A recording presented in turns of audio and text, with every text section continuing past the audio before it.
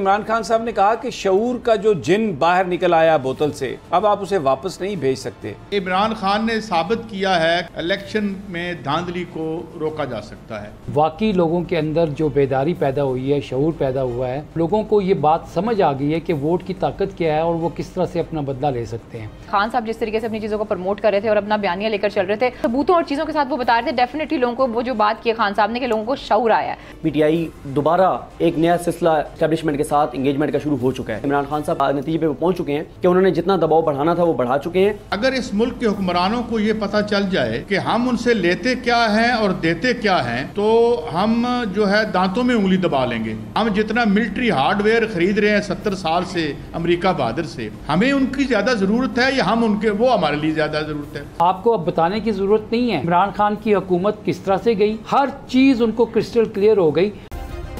Subscribe करें और bell दबाएं ताकि कोई खबर रह न जाए।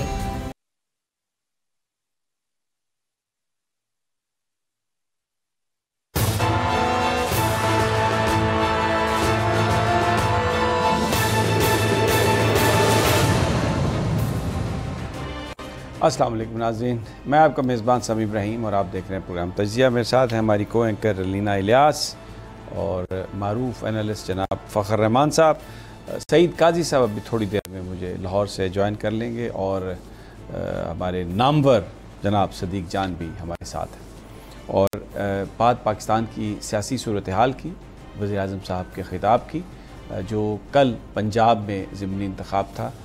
20 में से 15 नशिस्तें पीटीआई के हिस्से में आईं, 4 नून लीग ने जीती। उन 4 में से 1 पर रिकाउंटिंग होने वाली है, क्योंकि नताइज पर अदम अतमाद का इजहार किया पीटीआई के उम्मीदवार ने और एक आज़ाद उम्मीदवार जीता। इससे पहले जब ये ज़िमनी इंतख़ाब हो रहे थे तो बहुत सारी अप्रीहेंशंस थी, जिस पर यह कहा जा रहा था कि श्रीलंका ना बन जाए कहीं पंजाब। लेकिन हमने जो देखा पिछले 8-10 दिनों में, तो पंजाब कल श्रीलंका बन गया था। और ये श्रीलंका इस हवाले से कि जो वहाँ पर लोगों ने एहतजाज किया, सदारती महल और वज़ीर आज़म हाउस पर कब्ज़ा किया और सदर को वहाँ से भागने पर मजबूर किया, तो कुछ यही सूरत हाल थी। पंजाब में भी कल पंजाब भी अमली तौर पर बन गया था, श्रीलंका बन गया था। इसका ये कहानी कुछ चंद दिन पहले शुरू हुई थी। मैं सबसे पहले तो मैं आपको वो फुटेज दिखा देता हूँ श्रीलंका की, जिसमें आप देखेंगे कि इस तरह सदारती महल में घुस रहे हैं बहुत बड़ी तादाद लोगों की, हज़ारों लोग थे जो घुसे।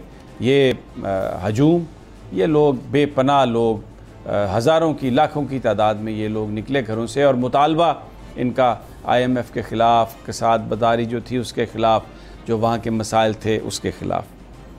फिर पाकिस्तान में ये चीज़ें शुरू हुई। अब ये भी लोगों का हजूम था जो आपने श्रीलंका में देखा। ये दीवारें तोड़ रहा था, दरवाज़े तोड़ रहा था, अंदर घुसने की कोशिश कर रहा था। अब यहाँ पर भी हजूम बन रहे थे, पंजाब में भी। इमरान खान के जलसे, जगह मुख्तलिफ थी। किसी सदारती महल के सामने नहीं खड़े थे, किसी बड़े बंगले के सामने नहीं खड़े थे, लेकिन उसी तादाद में इकट्ठे थे, हाथों में लोटे थे। बेइंसाफ़ी, नाइंसाफ़ी, करप्शन, नेपोटिज़म के ख़िलाफ़ उसी तरह का ये मजमा, सारे का सारा, सिर्फ जगह का फ़र्क था।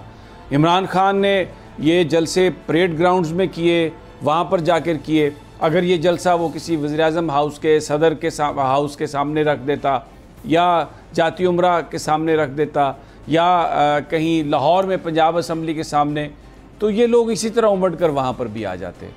ये तादाद उसी तरह के हज़ारों लोग। अब मैं आपको दिखाता हूँ पोलिंग डे, जो कल डिसाइसिव जो था, वहाँ पर आपको एक लड़ाई नज़र आएगी। ये लोग जिस तरह श्रीलंका में लोग अपने हकूक़ के लिए लड़े, ये पोलिंग वाले दिन ये लाइनें बना के आए और झगड़े हुए। पुलिस ने लोगों को गिरफ़्तार किया। यहाँ पर हमें शहबाज गिल साहब की भी आई होप के फुटेज रखी गई हो। बड़ी एक बहादुरी से उन्होंने कल गिरफ़्तारी दी मुजफ्फरगढ़ में। 3-4 घंटे एक फैक्ट्री के अंदर रहे। ये मारा जा रहा लोगों को, तशद्दुद, लड़ाई, यानी ये वो जंग है जो कल पीटीआई ने लड़ी। ये कहा जाता है कि जी इलेक्शन का क्रेडिट दे दिया जाए चीफ इलेक्शन कमिश्नर को। मरियम औरंगज़ेब कहती हैं कि माफ़ी मांग ली जाए, हालांकि रात वो कुछ और कह रही थी। तो आज इमरान, ये आपको नज़र आ रहे हैं जनाब शहबाज गिल साहब, चीफ ऑफ स्टाफ, इनको कैदियों की वैन में बिठा के ले जाया जा रहा है। यानी ये वैन इसलिए इस्तेमाल होती है जब जेल से मुलजमों को लाया जाए अदालत में। आम बंदों को जब पकड़ते हैं तो इस तरह की वैन में नहीं, लेकिन क्योंकि मकसद तजलील करना था, मकसद तकलीफ देना था, मकसद डराना था, मकसद मारना था, तो सब कुछ वही हुआ यहाँ पर जो श्रीलंका में वहाँ के हुक्मरानों ने अपने लोगों के साथ किया। यहाँ भी लोग निकले, फ़र्क सिर्फ ये है कि कल बुलेट की बजाय बैलेट के ज़रिए लोगों ने अपना रास्ता अपनाया और वो पोलिंग स्टेशंस के अंदर गए, अपने बैलेट कास्ट किए और फिर जाती उमरा को चीरते हुए दूसरी तरफ निकल गए। उन्होंने ये साबित किया कि उनकी आवाज़ मौजूद है और वो नेपोटिज़म और मफादात का जो मामला है उसको मुस्तरद करते हैं। इमरान खान के बयानिए को उन्होंने तस्लीम किया। ये वो कहानी है जिसकी बुनियाद पर मैं सियासी तौर पर यह कहता हूँ कि कल पंजाब ने वो कर दिखाया लोगों ने जो लोग श्रीलंका में करने की कोशिश कर रहे थे और उन्होंने वहाँ पर किया। वहाँ पर भी छुट्टी करा दी गई हुक्मरानों की जो अपने मफादात को देखते थे, जिन्होंने मुल्क का ख्याल नहीं किया, महंगाई बहुत ज़्यादा की। यहाँ पर भी पंजाब में भी कल उस हुक्मरान की छुट्टी करा दी गई जो यहाँ पर जिसके ऊपर अरबों रुपए की करप्शन के चार्जेस, जो अपनी गलत पॉलिसीज़ की वजह से पाकिस्तान के लोगों की ज़िंदगियाँ तंग कर रहा था। तो पाकिस्तान के जो लोग थे, पंजाब के जो लोग, उन्होंने कल वो काम कर दिखाया जो उनसे तवक्को की जा रही थी, जिस पर आज इमरान खान साहब ने ये बात कही कि मैं बहुत शुक्रगुजार हूँ, पाकिस्तान का शुक्रिया अदा किया कि कौम बन गई है, ये कौम उठ खड़ी हुई है। बड़ी इंपॉर्टेंट तकरीर थी उनकी जिसमें उन्होंने ये बात कही कि वे फॉरवर्ड जो है वो सिर्फ इंतखाबात हैं, और ये उन्होंने कहा कि लेट्स मूव फॉरवर्ड। एक लीडर की तकरीर थी। आज वो तहरीक इंसाफ के सरबराह की हैसियत से बात नहीं कर रहे थे, आज वो एक पाकिस्तान के लीडर की हैसियत से उन्होंने कहा कि let's move forward. Transparent election ज़रूरी है फॉर पॉलिटिकल स्टेबिलिटी, और सियासी इस्तेकाम ज़रूरी है इस मुल्क में सरमायाकारी के लिए, कारोबार के लिए, रोज़गार के लिए, खुशहाली के लिए, इलाज के लिए, तालीम के लिए। और चीफ इलेक्शन कमिश्नर एक बायस्ड आदमी है, वो लाहौर में जिन लोगों के पास बैठे रहते हैं उनको पता है, पूरी एक हिस्ट्री बयान की कि किस तरीके से वो अपनी जो जॉब थी उनकी उसमें वो फेल हुए, और इसलिए ज़रूरी है कि आइंदा इंतखाबात ट्रांसपेरेंट अंदाज में होने चाहिए और उसके लिए नए चीफ इलेक्शन कमिश्नर का तकर्रुर ज़रूरी है। सिर्फ एक वे फॉरवर्ड है, वो है आज़ादाना, मुनसिफाना, शफाफ इंतखाबात। बड़ी इंपॉर्टेंट स्पीच उनकी, लेकिन उन्होंने अपने बयानिए को नहीं बदला।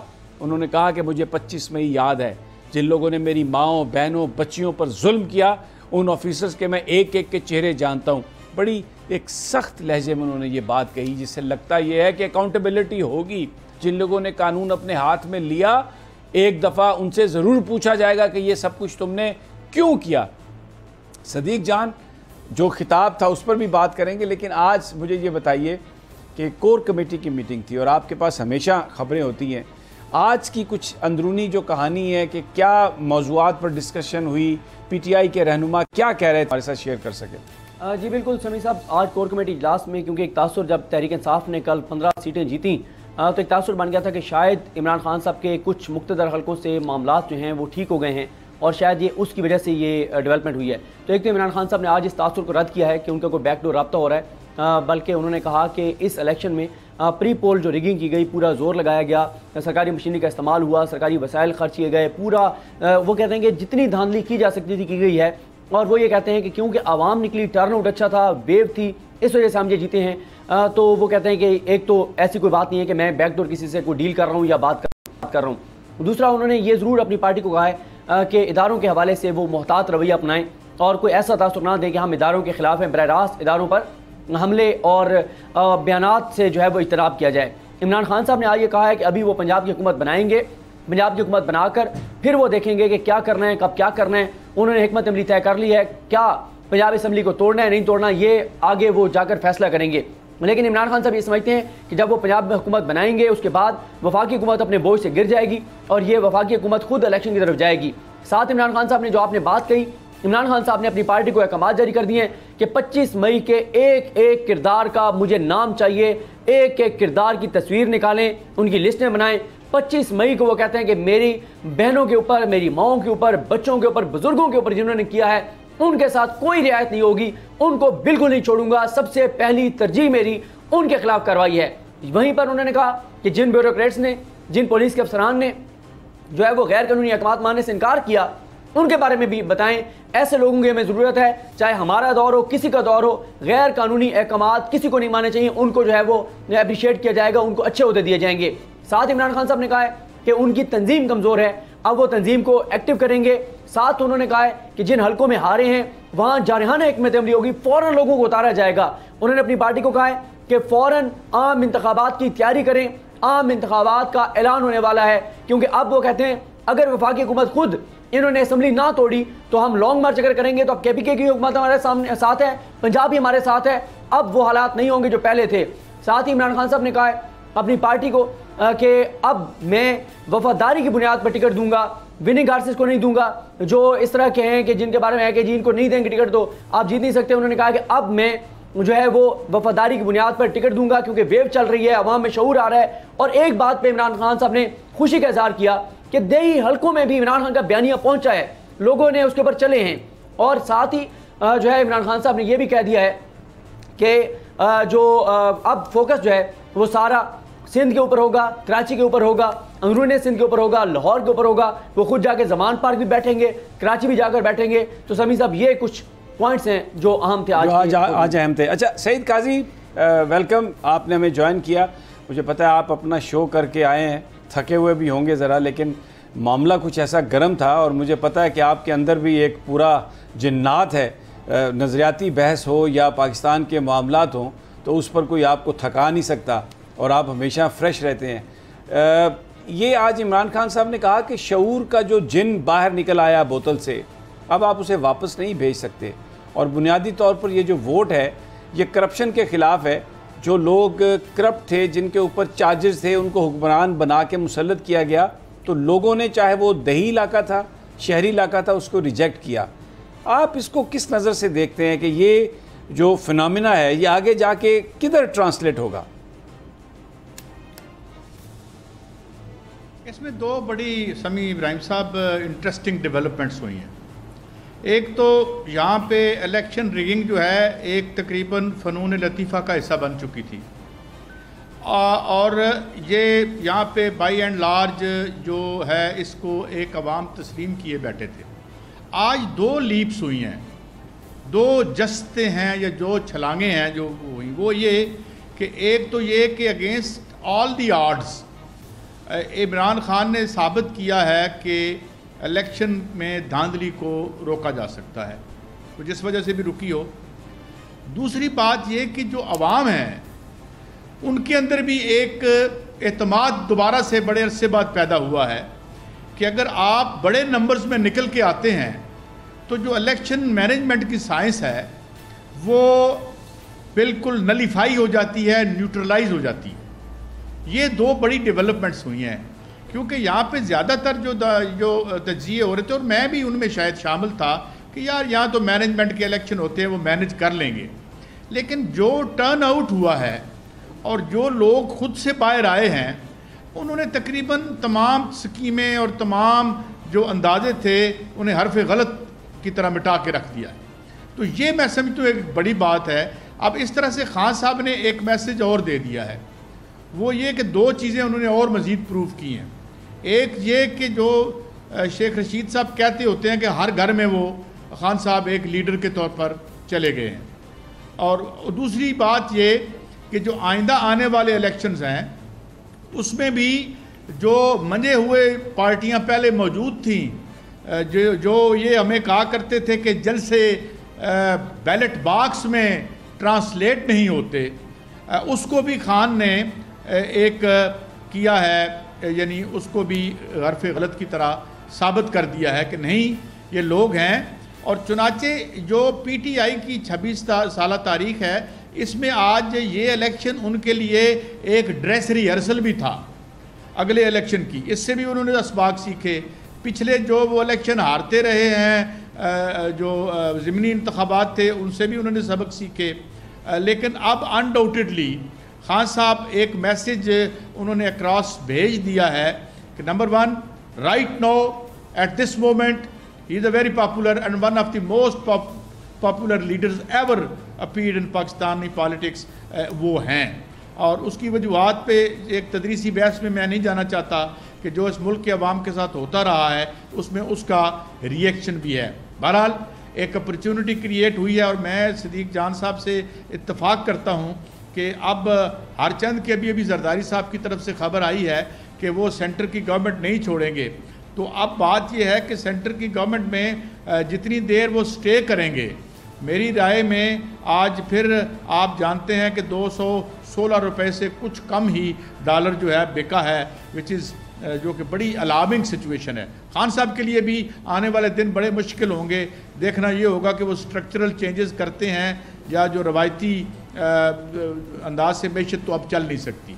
तो ये है एक सिचुएशन, एक क्वालिटेटिव लीप आई है, क्वालिटेटिव चेंज आई है। और मैं समझता हूँ कि मुस्लिम लीग नून को हालांकि थी ये 20 सीटें, लेकिन ऐसा सेटबैक कभी नहीं हुआ कि वो अपने दौरे हुकूमत में इस तरह से सीटें लूज़ कर जाएं। अभी आपने बताया वो 16वीं सीट पे दोबारा काउंटिंग हो रही है, उसका क्या नतीजा निकलता है, उसका कुछ भी नतीजा निकले। आज तो इमरान खान साहब का दिन है और आने वाले दिन भी खान साहब के लगते हैं और आने वाला इलेक्शन भी खान साहब का लगता है, क्योंकि अब ये उनके नाकिद भी हमें यही बताते नज़र आते हैं कि 2/3 मेजॉरिटी से अब शायद खान साहब को कोई ना रोक सके।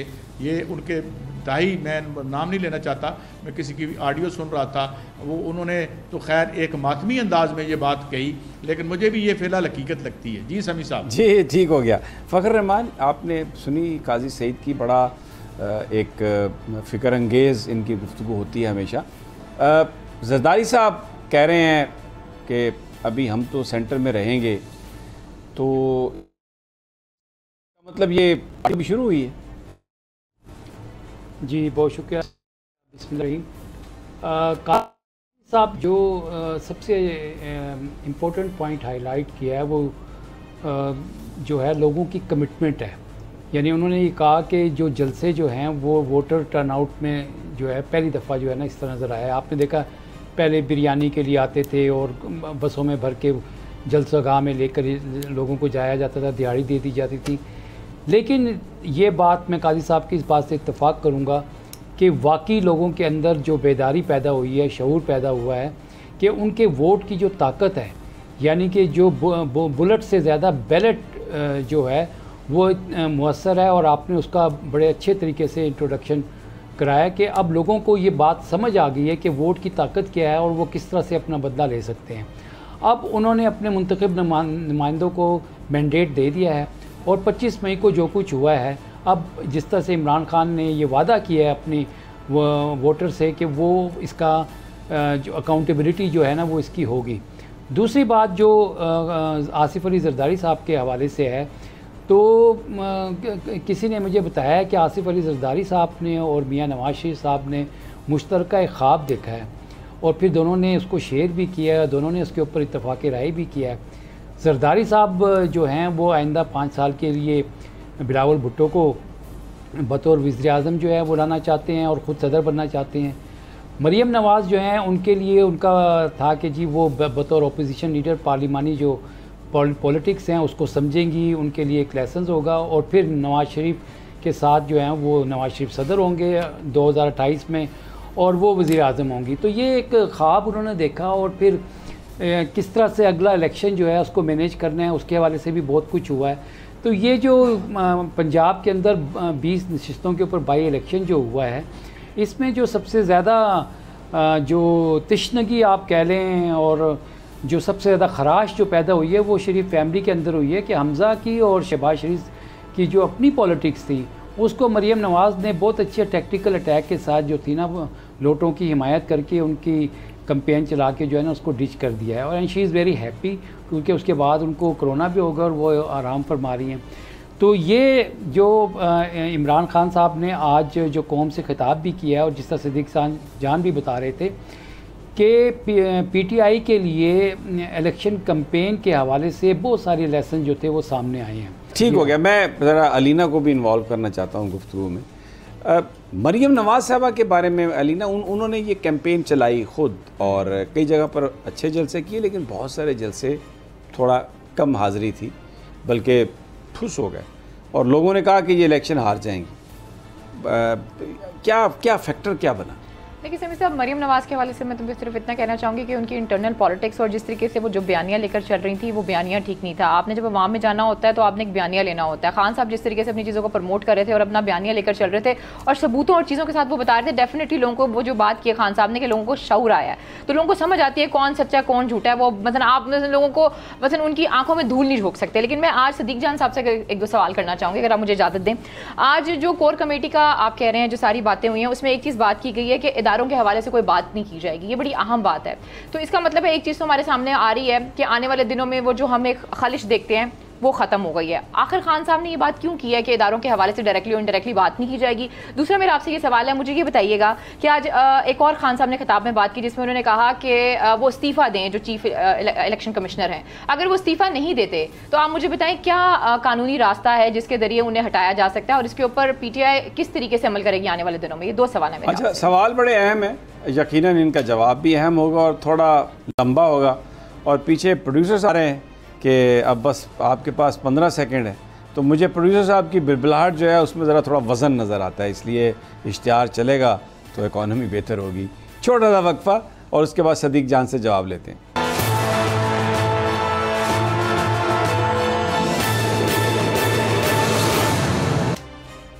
वेलकम बैक जी। सदीक जान, अलीना ने बड़े दो भारी सवाल पोस्ट किए थे आप पे। जो दूसरा सवाल था उसका तो फ़खर साहब जवाब देंगे कि चीफ इलेक्शन कमिश्नर को हटाने का तरीकाकार क्या है। जो पहला सवाल था इदारों के हवाले से, मेरी असेसमेंट यह है कि PTI दोबारा एक नया सिलसिला इस्टेब्लिशमेंट के साथ इंगेजमेंट का शुरू हो चुका है, ये मेरी असेसमेंट है। और कुछ जिन शख्सियात के पहले नाम आ रहे थे उनके नहीं किसी और के ज़रिए हो गए, जिनके ज़रिए को राब्ते शुरू हुए हैं। और एक चीज़ और अलीना ने जो बात की, ये मेरी असेसमेंट है कि इमरान खान साहब को ये बात इस बात नतीजे पे पहुँच चुके हैं कि उन्होंने जितना दबाव बढ़ाना था वो बढ़ा चुके हैं। अब उनको थोड़ा सा इंगेज होना चाहिए और PTI के अंदर भी ये बहुत ज़्यादा बात है कि इस्टेब्लिशमेंट ज़ाहिर एक रियलिटी हमें इंगेज होना चाहिए। अगर हम इंगेज नहीं होंगे तो उससे यह है कि ज़ाहिर है PTI और इस्टेब्लिशमेंट आमने सामने रहेंगे और नून लीग को इस्टेब्लिशमेंट को चलाना पड़ेगा। तो अगर PTI इंगेज होगी तो शायद इस्टेब्लिशमेंट अपनी जो उनकी सपोर्ट है वो विड्रॉ कर ले इस हुकूमत के पीछे से, और अगर इस्टेब्लिशमेंट अपनी सपोर्ट विड्रॉ करती है तो शहबाज शरीफ की हुकूमत 6 घंटों में धड़ाम से गिर जाएगी। तो ये मेरे पास खबर है कि इंगेजमेंट शुरू हो चुकी है, खान साहब के लेवल पर नहीं, किसी और लेवल पर। और अगर इमरान खान साहब का आप डिजिटल मीडिया के साथ इंटरेक्शन देखें जो उन्होंने उस रात किया था, उसमें इमरान खान साहब ने कहा था कि मेरे दरवाजे खुले हैं। इससे पहले इमरान खान साहब ये कह चुके हैं कि नंबर अनब्लॉक कर चुके हैं। खान साहब मुझे लगता है अब इंगेज होना चाहते हैं और इंगेज होंगे, लेकिन PTI की कुछ जो लीडरशिप है उनके ज़रिए इंगेजमेंट जो है वो शुरू हो भी चुकी है। अच्छा सईद काजी, ये बड़ी इंपॉर्टेंट ये अलीना का सवाल था और सदीक का जो जवाब है वो भी उसमें भी बड़ी एक इंसाइट है। इस वक्त जो पाकिस्तान का एक इशू है, वेस्ट के लिए एक्सेप्टेबिलिटी बड़ी कम थी खान साहब की, और उसकी वजह ये थी कि वो रूस की तरफ देख रहे, चाइना की तरफ देख रहे, पाकिस्तान के मफादात की बात कर रहे थे और उनके जो बड़े फेमस फ़िक्रे हैं एब्सोल्युटली नॉट, और ये कि जो हम ग़ुलाम नहीं बन सकते, बराबरी की बुनियाद पर दोस्ती कर सकते हैं, अमन के साथी हैं, जंग के साथी नहीं हैं। ये जो इतना बड़ी एक सपोर्ट आई है इमरान के लिए जो इस वक्त मैसेज लेवल पर, इसको किस तरह से वो देखेंगे? क्योंकि हमने ये देखा है कि कम केसेस में उन्होंने कोई वो सैनिटी शो की है। हमास को आज तक नहीं वो तस्लीम करते कोई पॉलिटिकल फोर्स।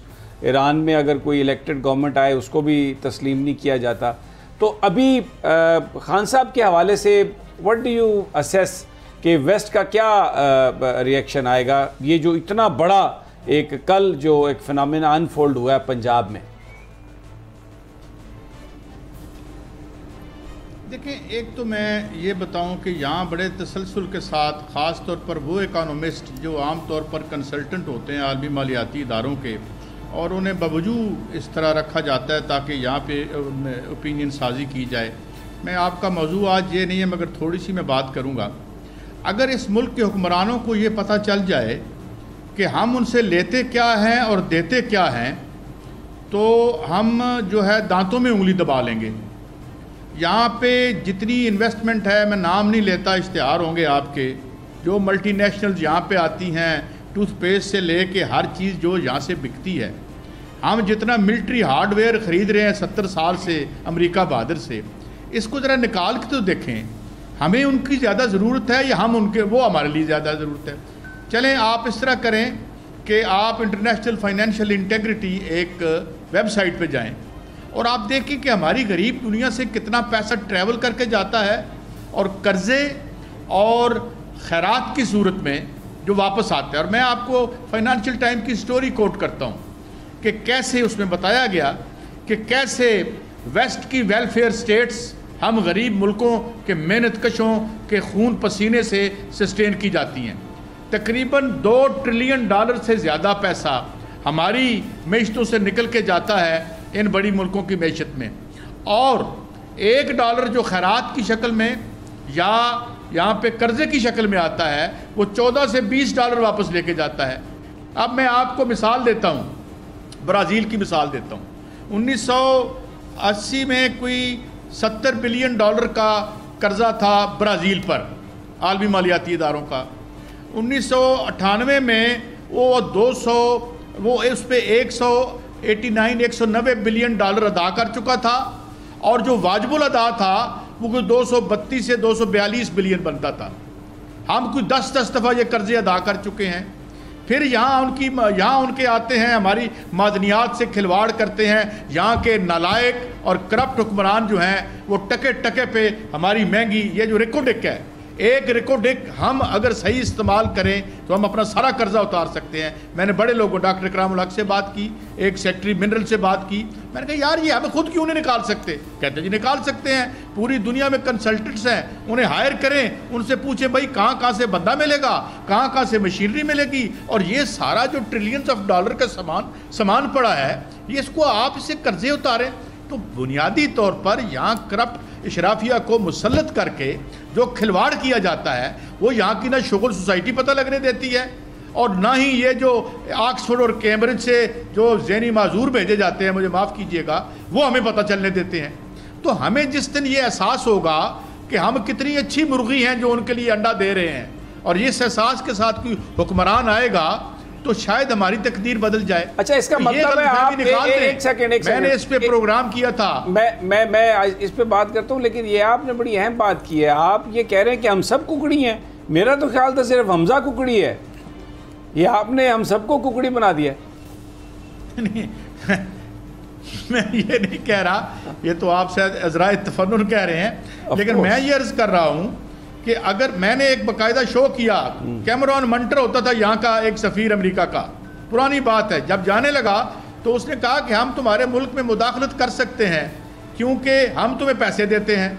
तो मैंने उस पर पूरा शो किया एक और चैनल में कि जनाब लेके आप क्या जाते हैं और देते क्या हैं, आप पी नट नहीं देते हमसे, और यहाँ का मुशक्कत। फिर आपने एक्सचेंज रेट हमारा रखा हुआ है 20-200 रुपये के ऊपर का डॉलर है, हमारी सारी मेहनत, हमारी सारी यहाँ की पैदावार, उसको आप मट्टी कर देते हैं।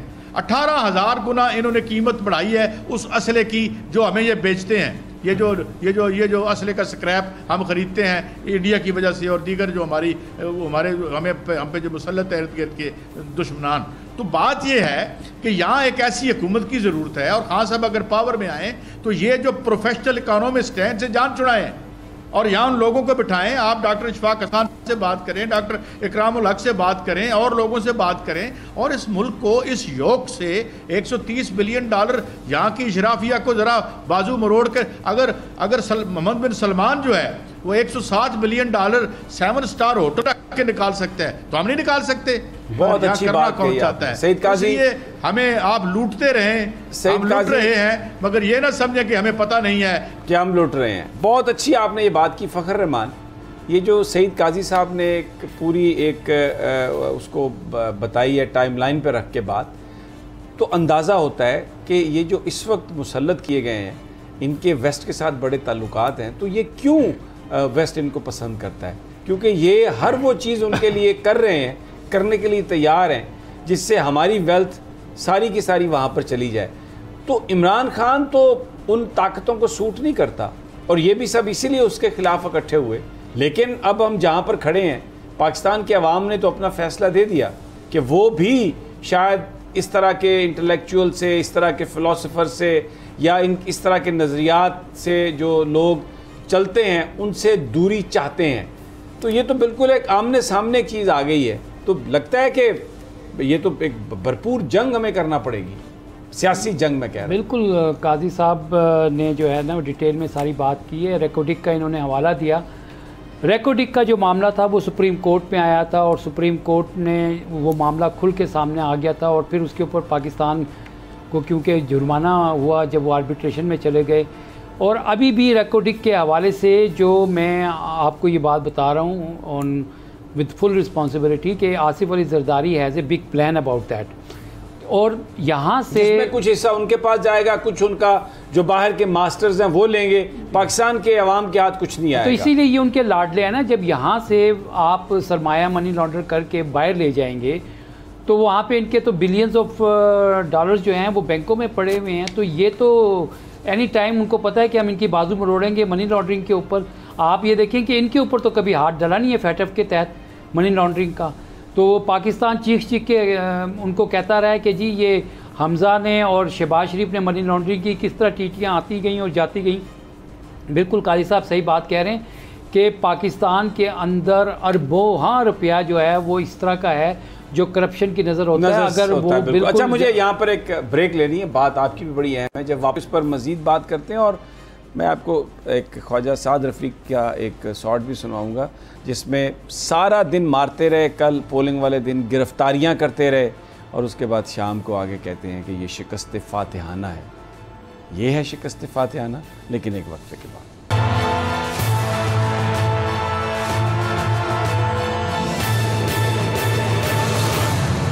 वेलकम बैक नाजरीन। और बात हो रही है जो मुनाफिकाना बयानात थे उनकी। एक जी गुफ्तगू साद रफ़ीक साहब की सुनवा दें ज़रा।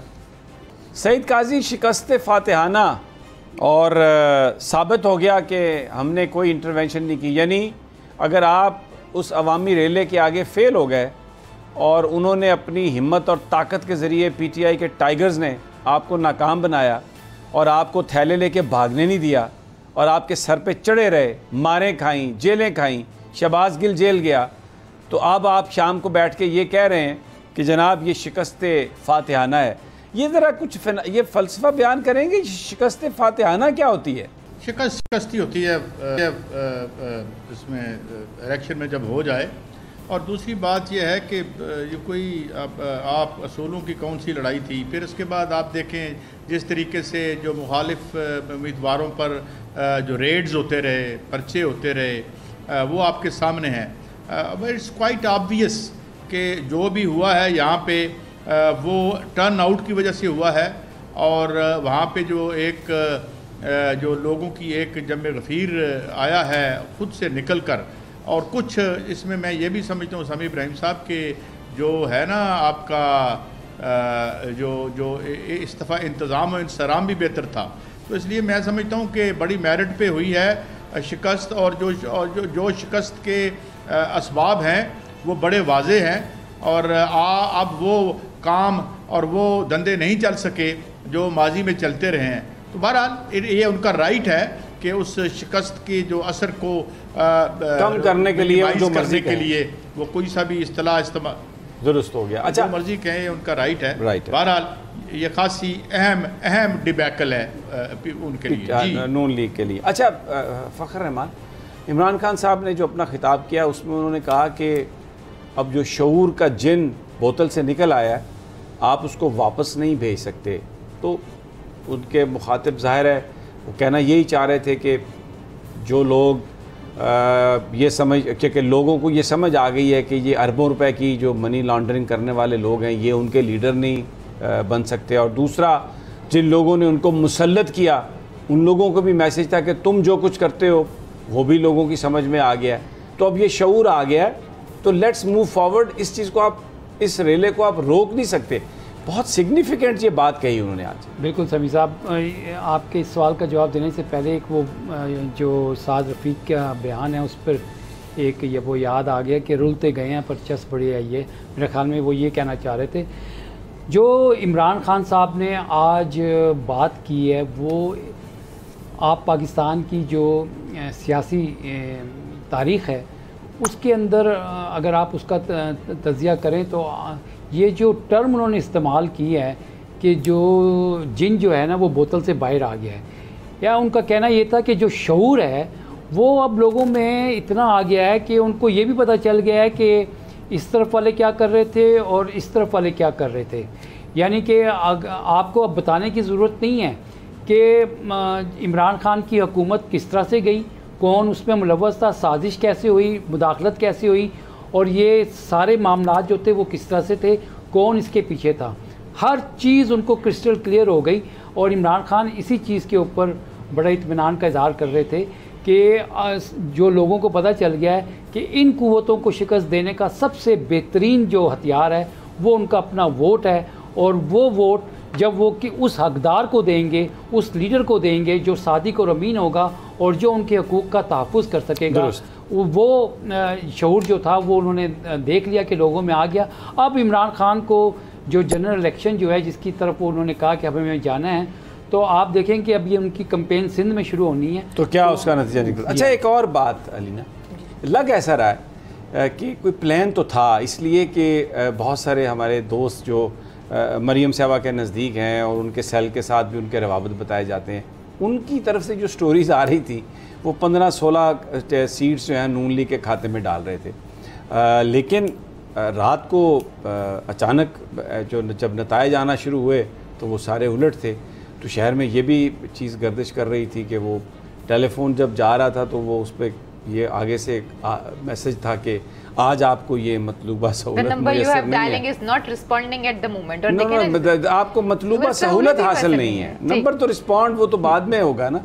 तो ये हुआ कि क्या आपकी क्या इत्तला है? देखिए सभी ये जो आप बात कर रहे हैं कि मौजूदा सहूलत जो है वो उनको मसर नहीं थी, बात तो आपकी बिल्कुल ठीक है, लेकिन मैंने कल रात को बहुत सी कुकड़ियों को भी तड़पते हुए देखा। एक तो वो कुकड़ी है ना जिसको हम हमजा कुकड़ी बोलते हैं, लेकिन इसके अलावा बहुत सी मैंने खवातीन एंकर्स जिनका ताल्लुक है जो एक लाइन लेकर चलती हैं, नाम मैं किसी का नहीं लूंगी, नहीं नाम ना, हाँ बिल्कुल नहीं लूंगी, लेकिन हमने देखा कि सोशल मीडिया पे किस तरीके से लोगों को पता है और किस तरीके से चीजें आ रही थी। बहुत से लोगों ने दावा किया, जिन्नियां भी निकली थी बहुत सी, खैर वो किसी और तरफ से निकली थी, खैर उसमें यह कि बहुत से लोगों ने दावा किया था कि 16 से 17 सीटें जो है वो नून लीग लेगी, और यही कहा गया था कि पीटीआई की 2 से 3 सीटें होंगी। लेकिन डेफिनेटली सी बात है कि आपको याद होगा, आप जो यहाँ पर मौजूद थे, फरद के साथ हमने एक शो किया था, तो उन्होंने प्रॉपर्ली जो चीजें बताई थी वही उस तरीके से हुई है। वही बात होती है कि कौम को अब शऊर आ गया है, आप टीवी पे बैठ के जितनी बड़ी बड़ी बातें करना चाहते हैं आप कर लें, लेकिन लोगों को पता है क्या व्हाइट है और क्या ब्लैक है और क्या ग्रे है, और ग्रे की अब कोई ना वो नहीं रह गई है। आप ये समझे ना कि आप लोगों को बेवकूफ बना सकते हैं।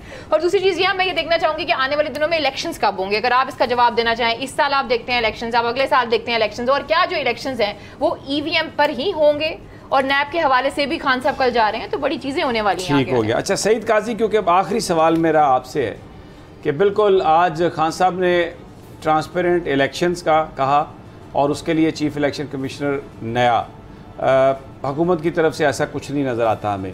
आपको क्या लगता है कि ये कुछ बात बन जाएगी या फिर एक भरपूर लड़ाई होगी इस काम के लिए भी?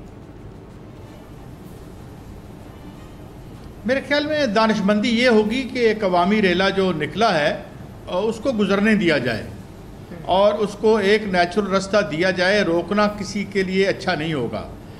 मुहज़्ज़ब ममालिक में अगर IAS पोस्ट पर बैठे हुए लोगों के हवाले से ऐसी बातें आने शुरू हो जाएं किसी साबका चीफ एग्जेक्टिव से, इवन वहाँ पे हमने ये भी देखा है कि सुपीरियर जुडिशरी के जो लोग हैं, हमारे यहाँ भी माजी में होता रहा है कि अगर कोई उंगली उठाई गई है या रेफरेंस आया है तो कुछ लोग इस्तीफ़ा दे के घर चले जाते हैं। तो यहाँ पे जो है ये रवायत नहीं है, people stick to their post जो, लेकिन अच्छी रवायात हमारे यहाँ थी, लेकिन लगता है कि आहिस्ता आहिस्ता वो मादूम होती चली गई या कमज़ोर होती चली गई।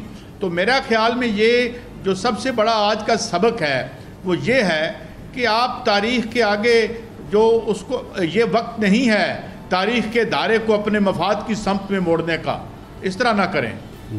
जी ठीक है जी समी साहब, जी सईद काजी आपने बड़ा मुफस्सल इलेक्शन दे इस कौम को। बिल्कुल आपने बड़ी सही बात की कि रेले को गुजरने दिया जाए, उसको ना रोका जाए। और जिस तरह 17 जुलाई को एक बड़ा दानिशमंदाना फ़ैसला किया पाकिस्तान की इस्टेब्लिशमेंट ने, लोगों के तेवर देखते हुए, उनका गुस्सा देखते हुए, और उस सैलाब को रोकने की कोशिश नहीं की। अब इंतखाबात के लिए जो डिमांड है उस पर भी वैसा ही अगर वो रिस्पॉन्ड करेंगे तो इससे यकीनन पॉलिटिकल स्टेबिलिटी भी आएगी, जिससे बाद में इक़्तिसादी इस्तेहकाम आएगा, पाकिस्तान राइज़ करेगा, पाकिस्तान की इज़्ज़त में इजाफ़ा होगा और इदारे मजबूत होंगे। इजाज़त दीजिए, कल फिर इंशाअल्लाह मुलाकात होगी। अल्लाह निगहबान।